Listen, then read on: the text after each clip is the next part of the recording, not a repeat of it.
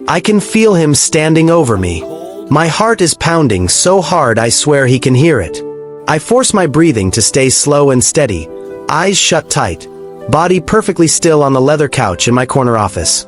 It's 11:47 at night. The city of San Francisco glitters 40 stories below, and the man pushing a cleaning cart across my floor is my father. The father who vanished 26 years ago when I was 6 years old. The father I built a $3 billion empire hating. He has no idea I know who he is. But I know. And tonight, I'm about to hear the truth. Hey everyone, thank you so much for being here. Whether you're new to this channel or you've been riding this journey with me, I appreciate you more than you know. Please, I'm begging you, hit that subscribe button right now. Tap it. These stories pour out of my soul, and your support is what keeps me going. Now let me tell you what happens next, because what my father is about to whisper will shatter everything I thought I knew about my life. The cleaning cart stops. The door to my office clicks shut. Silence swallows the room. Then I hear his footsteps. Slow. Hesitant. Coming closer. The scent hits me first. Industrial floor cleaner mixed with something that unlocks a memory I buried decades ago. Old Spice cologne. The same kind he wore when he used to carry me on his shoulders and tell me I'd rule the world someday. Then his voice. Broken. Trembling. Barely above a whisper. Vivienne. He knows. He knows exactly who I am. Every muscle in my body screams at me to open my eyes. To sit up. To demand answers. But I don't move. I can't. Not yet. I had to leave. They would have killed you both. My breath catches in my throat. I fight to keep it steady. I thought if I disappeared, you'd be safe. I've been here for 2 years. 2 years watching you build this empire. So proud of you, so completely broken inside knowing you'll never forgive me. That you'll never know the truth. 2 years. He's been cleaning my office, emptying my trash, walking past my desk for 2 entire years. Your mother made me promise, sweetheart. No. Don't talk about her. The cancer didn't kill her, Vivienne. I did. My chest tightens. I almost break character. Almost. I gave her the money meant for my lupus medication so she could pay for your college application fees. She told you she was fine. She lied to protect your dream. To protect your future. And I've lived in hell every single day since she died. I feel his hand. Rough. Trembling. It brushes against the gold locket around my neck. The one I've worn every single day since I was 6 years old. The one with their wedding photo tucked inside. He chokes on a sob. The sound of a man who's been drowning for 26 years. I'm so sorry, baby girl. I'm so sorry. His footsteps retreat. I hear something being placed gently on my desk. The door opens. Then closes. Silence. I count to 30. Then I open my eyes. On my mahogany desk sits a stack of envelopes bound with a rubber band. There have to be at least 50 of them. All addressed in handwriting I don't recognize to Lorelei Hartley and Vivienne Hartley. Our old address in Fresno. Every single one stamped in red ink. Return to sender. Return to sender. Return to sender. The earliest postmark reads March 1998. 1 month after he disappeared. My hands are shaking so violently I can barely untie the rubber band. It snaps and falls to the floor. I grab the first envelope. The paper is yellowed and brittle, like it might crumble in my fingers. The postmark reads March 15th, 1998. 2 months after he left us. I tear it open. My dearest Lorelei and Vivienne. I know you must hate me. God knows I hate myself. But please understand I had no choice. The man I worked for discovered something that could destroy him, and he made it very clear that if I didn't disappear completely, you would both die. I can't risk that. I've enclosed $500. It's everything I have right now. Please use it for Vivienne's school supplies. Tell her Daddy loves her. Tell her I think about her every single second. I love you both more than life itself. Tobias. The letter blurs. I'm crying and I don't even realize it until tears hit the paper. I rip open another envelope. June 1998. Lorelei, I'm working construction in Nevada now. I sent $1,000 last week. Did you get it? Please just write back and tell me Vivienne is okay. That's all I need. Just tell me she's okay. Another one. December 1998. Vivienne must be 7 now. Does she still love chocolate chip pancakes? Does she still sleep with that stuffed rabbit I won her at the fair? I think about her every morning when I wake up. I dream about her every night. My throat tightens. I did love that rabbit. I slept with it until I was 12. I tear through more letters. The desperation in his words grows with each one. April 2001. Lorelei, please. It's been 3 years. Just one letter. Just tell me you're both alive. September 2003. I heard through a friend that you're sick.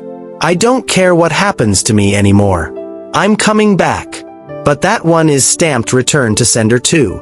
If you're watching this and you've ever felt betrayed by someone you loved, drop a comment below. Tell me I'm not alone in this. Tell me what you would do if you found out everything you believed was a lie. A memory explodes in my mind. I'm 9 years old. I come home early from school because I forgot my permission slip for a field trip. I walk into our tiny kitchen in our tiny apartment in Fresno, and my mother is standing at the sink. There's smoke rising. She's burning something. What are you doing, Mama? She turns to me. Her face is hard. Cold. Nothing. Those look like letters. She grabs my shoulders. Her fingers dig in. He's dead to us, Vivienne. Your father is dead. Don't ever ask about him again. Do you understand me? I nod, terrified. She wasn't burning old photographs like I thought. She was burning him. She was burning every attempt he made to reach us. The rage that's lived inside me for 26 years shifts. It twists. I've spent my entire adult life hating the wrong person. I built this company on anger aimed at a man who never stopped fighting for me. A man my mother kept away. And she let me hate him. Even on her deathbed, she let me hate him. I grab my phone. Pull up the employee database for Hartley Technologies. Search for Tobias Sterling. His file loads. Current address. Sunset Motel. Oakland. Room 12. I snatch my keys off the desk. It's 2:30 in the morning and I don't care. I'm going to get answers. Right now. The drive from San Francisco to Oakland takes 35 minutes at 3 in the morning. I don't remember a single second of it. My mind is spinning too fast. 26 years of anger. 26 years of believing I wasn't enough to make him stay. And all of it was a lie my mother fed me. By the time I pull into the parking lot of the Sunset Motel, the sky is starting to shift from black to deep blue. It's 6:43 in the morning. Sunday. The motel is exactly what you'd picture when you hear the words Rundown Oakland Motel. Peeling yellow paint. A neon sign that flickers the words vacancy with half the letters burned out. Cars in the lot that look like they've been sitting there since the 90s. The whole place smells like old cigarette smoke and regret. This is where my father lives. The man who built my childhood treehouse. The man who used to dance with my mother in the kitchen. He's here. In this place. Room 12 is on the ground floor, tucked in the corner near a broken vending machine. I park right in front of it. My hands grip the steering wheel so tight my knuckles turn white. What am I going to say to him? What do you say to a ghost? I force myself out of the car. My legs feel like they're made of cement. Every step toward that door feels impossible. I stop right in front of it. Room 12. The paint is chipped. The number is crooked. I raise my hand to knock. Then I hear a voice inside. A woman's voice. Soft. Comforting. It's going to be okay, sweetie. We'll figure it out together. I freeze. Then I hear a child. Crying. A little boy. I don't understand this problem. Aunt Portia. I'm so stupid. No, you're not. You're brilliant. Let's try it again. Then his voice. My father's voice.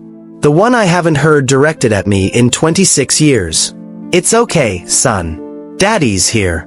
We'll get through this together. Son. The word punches through my chest. He called that boy son. Everything inside me shatters and rebuilds into pure rage. He left me. He spent 26 years away from me. And he found a replacement. He found another little kid to be the father he never was to me. I don't knock. I don't think. I slam my shoulder into the door and it flies open. 3 faces whip toward me. A woman in her mid-40s with kind eyes that go wide with shock. A little boy, maybe 8 years old, tears streaking down his cheeks, clutching a wrinkled math worksheet. And him. My father. Tobias Sterling. Tobias Hartley. The man who destroyed me. He looks like he's seeing a ghost. Vivienne. I said don't say my name. My voice is shaking. Don't you dare say my name like you have the right to. The woman stands up, moving slightly in front of the boy. Protective. Who are you? Before you judge me for what I say next, hit that like button and share this video, because I need you to understand the rage I'm feeling. I need you to tell me in the comments if you would have done the same thing. I look her dead in the eye. I'm his daughter. The one he abandoned so he could play daddy to someone else. The boy starts crying harder. The woman steps forward, her voice firm. You need to stop. You don't know what you're talking about. Don't I? I snap back, because it looks pretty clear to me. The woman's expression shifts. Not to anger, to something worse. Pity. My name is Portia Crane. I'm a physical therapist. Felix is my nephew, not your father's son. The words hit me like cold water. What? Felix's parents, my sister and her husband, died in a car accident last year. I'm raising him alone. Your father has been helping us because he knows what it's like to lose everything. I look at the boy. Really look at him this time. He's clutching Portia's hand, his eyes red and terrified. There's a math worksheet on the table. A backpack with a dinosaur patch on the floor. My father stands slowly. He's thinner than I remember. Older. There are lines on his face that weren't there before. And his left hand. It's trembling. I had a stroke 3 years ago, Vivienne. His voice is quiet. Steady. Lost function in my left arm for 8 months. The hospital bills buried me. I had nothing. No savings. No insurance. When I finally recovered enough to work, the only job I could get was janitorial. Your company was hiring. I took it. Why my company? Because I needed to see you. Even if you never knew it was me. Even if I had to stay invisible. I needed to know you were okay. Portia gestures to the small couch against the wall. Sit down. Please. I don't want to, but my legs suddenly feel weak. I sink onto the couch. Portia sits across from me, keeping Felix close. Your father found out about Felix and me 6 months ago. I was working with him on his physical therapy exercises at the community center. Felix was having nightmares, struggling in school. Tobias started helping, tutoring him in math, playing chess with him, being present. He's been the only stable male figure Felix has had since his dad died. Shame crashes over me like a wave. I came in here like a hurricane, accusing, destroying. The boy, Felix, looks up at Portia with wide, frightened eyes. Aunt Portia, is she going to hurt Mr. Tobias? My heart cracks clean in half. No, baby. Portia smooths his hair. She's just confused. It's okay. I'm not going to hurt anyone. My voice comes out smaller than I intended. I'm sorry. I'm sorry for scaring you. Felix doesn't respond. He just buries his face in Portia's shoulder. The room falls into thick silence. I can hear the hum of the ancient heater in the corner. A car door slamming outside. My own heartbeat pounding in my ears. I look at my father. At the trembling in his left hand. At the weariness in his eyes. At the man who used to be strong and unbreakable, now worn down by decades of running and hiding and surviving. If you're still with me, please don't click away now. Stay until the end, because what he's about to tell me will change everything. Again. I force myself to ask the question that's haunted me since I was 6 years old. Why did you really leave us? Tobias closes his eyes, takes a deep, shaking breath. When he opens them again, they're filled with a fear I've never seen before. Because I witnessed a murder. The word hangs in the air like smoke. Murder. Portia stands immediately. Come on, Felix. Let's go get breakfast from the diner next door. But I want to stay. Now, sweetie. Her voice is gentle but firm. She grabs her purse, takes Felix's hand, and guides him toward the door. She glances back at Tobias. You need to tell her everything. The door closes behind them. And then it's just me and my father. Alone for the first time in 26 years. He sits down in the chair across from me. His hands are clasped together, the left one still trembling slightly. I was working as an executive assistant to a man named Preston Blackwell. Do you know that name? I shake my head. He's a venture capitalist. One of the biggest in Silicon Valley back in the 90s. Still is, actually. I worked for him for 3 years. Good pay. Great benefits. I thought I had job security. I thought I was building a future for our family. His voice is hollow, distant, like he's watching a movie of his own life. March 7th, 1998. I was working late, filing contracts in the conference room next to Preston's office. It was almost midnight. Then I heard shouting. 2 men. Preston and his business partner, a guy named Gordon Fritz. They were arguing about money, about a deal gone bad. He pauses, swallows hard. Then I heard the gunshot. My stomach twists. I froze. Didn't know what to do. I heard something heavy hit the floor. Then footsteps. I tried to stay quiet. Tried to keep filing like I hadn't heard anything. But Preston opened the door. He saw me. And I saw him. He had a gun in his hand. There was blood on his shirt. Oh my God. He looked at me for a long time. Then he smiled. That's what I remember most. He smiled. And he said, Tobias, we need to talk. If you're feeling what I'm feeling right now, please drop a comment. And hit that subscribe button, because this story is about to get even darker. My father's eyes are wet now. He told me I had 2 choices. I could disappear. Change my name. Never contact you or your mother again. Never come within 100 miles of you. Or he could make it look like our whole family died in a house fire. I feel sick. He gave me 24 hours. I went home that night. Kissed you while you were sleeping. Watched your mother sleep. And then I left before sunrise. I changed my name to Sterling. My mother's maiden name. I moved around California. Took jobs under the table. Construction. Landscaping. Dishwashing. Anything that kept me off the radar. But you sent letters. I couldn't help it. I had to try. I had to let your mother know I didn't just abandon you. That I loved you both. But she kept sending them back. Why didn't you go to the police? He laughs bitterly. Preston Blackwell owns half the police in Northern California. He has judges in his pocket. Politicians. I had no proof. No evidence. Just my word against a billionaire. I would have been dead within a week. I sit back, my mind racing. Why are you telling me this now? His face goes pale. He looks at me with an expression that makes my blood run cold. Because Preston Blackwell is one of the main investors at your Christmas gala next week. And Vivienne, he knows exactly who you are. The room spins. Preston Blackwell. The name sounds familiar now that he's said it.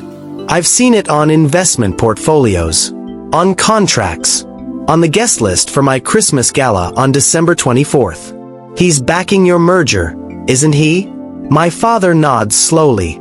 He recognized your last name when your company went public 5 years ago. Hartley Technologies. He knew it was you, my daughter, and he's been circling ever since. Why didn't he just come after me then? Because you weren't valuable enough yet. But now you're worth billions. Now you have power, influence. A merger deal that could change the entire tech security industry. You're the perfect leverage. Leverage for what? To get to me. I stand up, pacing the small motel room. This doesn't make sense. You've been working at my building for 2 years. He has to know that. He does know. Tobias's voice is barely a whisper.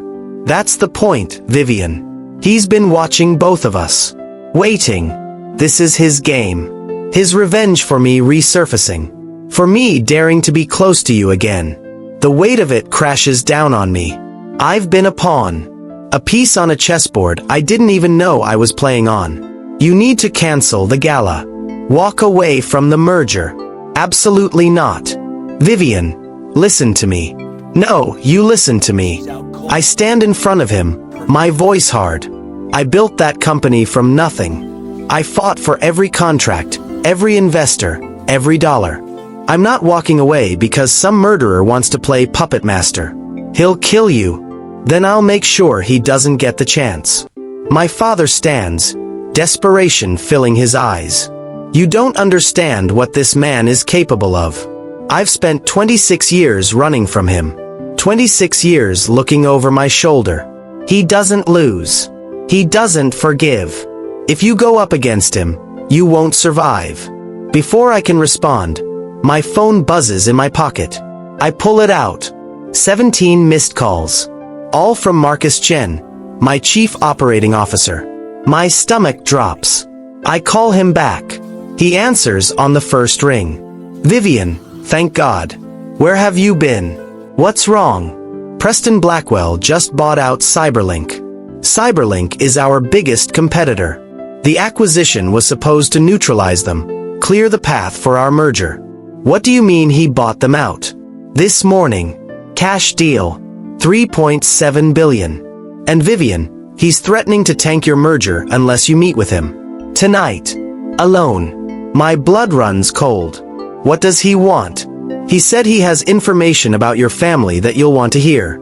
I look at my father. His face has gone sheet white. Tell him I'll meet him. Vivienne, no. Tell him I'll be there. Where does he want to meet? The Presidio Club. 8 p.m. He was very specific. You come alone, or the deal is off. Fine. I hang up. My father grabs my arm. His grip surprisingly strong. He's using you as bait. If you meet him, he'll kill you. I pull my arm away, my jaw set. Then I better make sure I'm prepared. You're not going alone. My father follows me out of the motel room. I'm already halfway to my car. Yes, I am. Vivienne, stop. I spin around. For 26 years, I've handled everything alone. My mother's death. Building my company. Every board meeting, every negotiation, every battle. I don't need protection now. His face hardens. You're right. You don't need protection. You need a plan. I have a plan. What plan? Walking into a trap and hoping for the best? That stops me. Because he's right. I don't have a plan. I just have rage and desperation. Come to my place. I unlock my car. We'll figure this out. 40 minutes later, we're standing in my penthouse apartment in Pacific Heights. Floor-to-ceiling windows overlook the Golden Gate Bridge. My father stands in the middle of my living room looking completely out of place in his janitor uniform surrounded by custom furniture and original artwork. I own a security company. I pull open a drawer in my office, retrieve a small device no bigger than a button. I can wire myself. Record everything he says. Get a confession. Preston's too smart for that. He'll have you searched. He'll sweep for devices. Not this one. I hold it up. Military grade. Undetectable by standard sweeps. We designed it for undercover FBI operations. My father stares at me. Then something shifts in his expression. Pride. You really did build an empire. I did.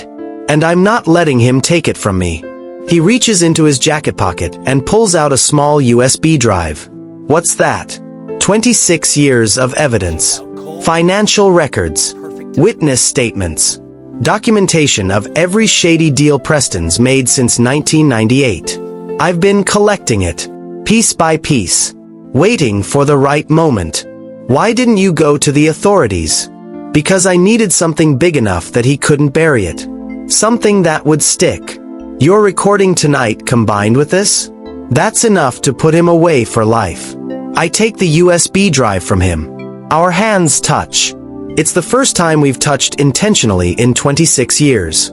Why didn't you ever use this?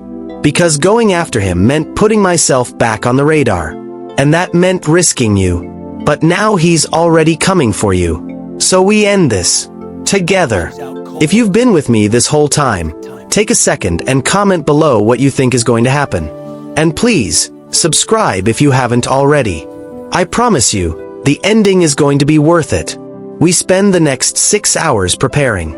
He helps me test the wire. We go through his evidence, build a strategy, and somewhere in the middle of it we talk. Really talk. I ask him about the birthdays he missed. He cries. I tell him about my mother's final days. He breaks down completely. I learn he watched her funeral from across the street, hidden behind a tree, sobbing silently. By the time 7 p.m. rolls around, I'm ready. The wire is in place. The evidence is loaded on my phone as backup. My father adjusts my collar, his hands gentle, and for a split second I'm 6 years old again and he's getting me ready for my first day of school. You can still walk away. I'm my father's daughter. I don't run. At 8:03 p.m., I walk into the Presidio Club. It's all dark wood and leather, old money and older secrets. Preston Blackwell sits at a corner table, silver-haired, handsome, radiating power. He smiles as I approach. Vivienne Hartley. I've been waiting 26 years for this conversation. Please, sit. Let's talk about your mother. I sit down across from Preston Blackwell, my heart pounding so hard I'm sure he can hear it. But my face stays calm. Controlled. My mother? He pours himself a glass of scotch. Expensive. Probably older than me. Your mother was a very practical woman, Vivienne. When Tobias disappeared, she was angry. Desperate. She had a sick child to raise and bills piling up. So when I offered her a job cleaning my estate, she took it. I know this already, but I let him talk. The wire hidden in my collar is recording every word. But that's not all she took. He leans back, swirling his drink. I paid her extra. Very generously. To make sure every letter Tobias sent came to me first. To make sure she kept him away from you. She didn't just refuse him, Vivienne. She helped me cage him. The words are designed to hurt. And they do. She chose money over love. He smiles. Just like you're about to choose your company over your principles. Is that what you think? I know it. You're a Hartley. Ambition over everything. It's in your blood. You're right about one thing. I meet his eyes. I am ambitious. But you made one critical mistake. And what's that? You assumed I came here unprepared. His smile falters. You just confessed to coercion, conspiracy, and oh, let's not forget the part about Gordon Fritz. The business partner you murdered in 1998. All of it recorded. All of it admissible in court. His face goes white. And just so we're clear, the FBI has been listening from the van outside for the last 8 minutes. The doors to the restaurant burst open. Federal agents flood in. Preston tries to stand, but 2 agents already have him in handcuffs. You can't do this. I'll bury you. I stand, looking down at him. You already tried that with my father. And look how well that worked out for you. They drag him out. The entire restaurant watches in stunned silence. 4 days later, it's Christmas Eve. The Hartley Technologies Gala is packed. The merger went through. My company's valuation just doubled. Every major news outlet covered Preston Blackwell's arrest. Murder charges. Conspiracy. Racketeering. He'll spend the rest of his life in prison. But none of that matters as much as what happens next. I stand at the podium in front of 300 guests and investors. Tonight, I want to introduce someone. My father, Tobias Hartley. The room goes silent. He walks onto the stage in a suit I bought him yesterday. He looks terrified. 26 years ago, my father made an impossible choice to protect me. And tonight, I'm honored to announce he's joining Hartley Technologies as a senior advisor on ethics and integrity. The applause is deafening. Later, in a quiet corner, he hands me my locket. The one I've worn forever. Open the back. I pry it open. Behind the photo is a folded piece of paper, impossibly small. I unfold it. My mother's handwriting. Vivienne, if you're reading this, I'm gone. I made terrible choices. I was scared and angry, and I punished your father for leaving even though I knew why he had to. Forgive him. Forgive me. Love is messy and complicated, and sometimes people hurt each other trying to protect each other. Your father loved us. He always did. Tears streamed down my face. That night, Tobias, Portia, Felix, and I have Christmas dinner together. Felix teaches me how to play chess. Portia tells embarrassing stories about my father during physical therapy. We laugh. We cry. We heal. If this story touched you, please like this video, share it with someone who needs to hear it, and subscribe for more stories that matter. Some secrets destroy families. But some secrets, when finally revealed, are the very thing that brings them back together. This Christmas, I didn't just save my company. I got my father back. And I learned that forgiveness isn't about forgetting. It's about understanding that love sometimes makes us do impossible things. 1 year later, Christmas morning, I wake up in my penthouse to the smell of chocolate chip pancakes. For a moment, I think I'm dreaming.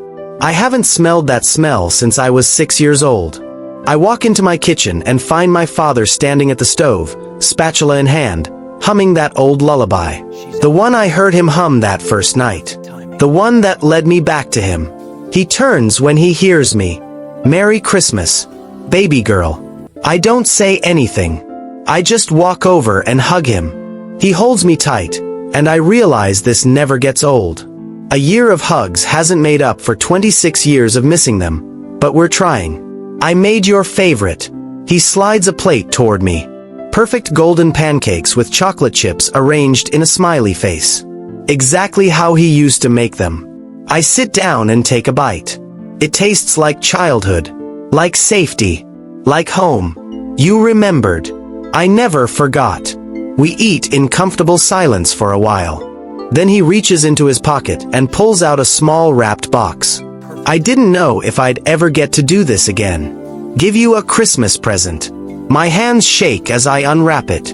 Inside is a photo frame. But it's not just any photo. It's a picture of me at 6 years old, sitting on his shoulders, laughing. I don't remember this photo existing. I've carried that in my wallet for 26 years. Every job, every city, every lonely Christmas. You were always with me. I'm crying now. Full on sobbing. I have something for you too. I pull out an envelope. Inside is a legal document. He reads it, confused at first. Then his eyes go wide. You're giving me half the company? Not giving. You're a partner. A real one. Hartley and Hartley Technologies. It was always supposed to be ours. I'm just fixing what was stolen. He breaks down. This man who survived murder threats and strokes and 26 years of hiding. He covers his face with his hands and weeps. I don't deserve this. Yes, you do. You sacrificed everything for me. Now let me share everything with you. Later that afternoon, Felix and Portia arrive. Felix has grown 3 inches this year. He's doing better in school. The nightmares are fewer. He runs up to Tobias and hugs him. Grandpa Tobias, I got an A on my math test. My father beams. Grandpa Tobias. That's what Felix calls him now. And hearing it fills something in me I didn't know was empty. We spend the day together. Our strange, broken, beautiful family. Playing games. Telling stories. Laughing until our sides hurt. As the sun sets over San Francisco, I stand at the window with my father beside me. Thank you for not giving up on me. Even when I didn't know you were there. He puts his arm around me. I never could. You're my daughter. And love doesn't abandon. It endures. Even in silence. Even in the dark. It endures. And that's when I finally understand. Love isn't just the moments we share. It's the moments we sacrifice. The years we lose. The pain we carry. Love is my father cleaning my office floors just to be near me. Love is my mother sending back letters to keep me safe from a truth that could destroy me. Love is messy and complicated, and sometimes it breaks us. But if we're brave enough, it also puts us back together. Thank you for watching this journey with me. If this story changed something in you, if it made you think differently about forgiveness or family or second chances, please share it. You never know who needs to hear it. Some of us spend our whole lives running from our past. But sometimes, the greatest gift is turning around and running straight back to it. Merry Christmas. And remember, it's never too late to come home. Thank you for watching this story to the end. If you enjoyed this story, you will surely love the next one. It's as crazier and more intriguing as you can ever imagine. So do check it out. Click on the image showing on your screen right now to watch the next one.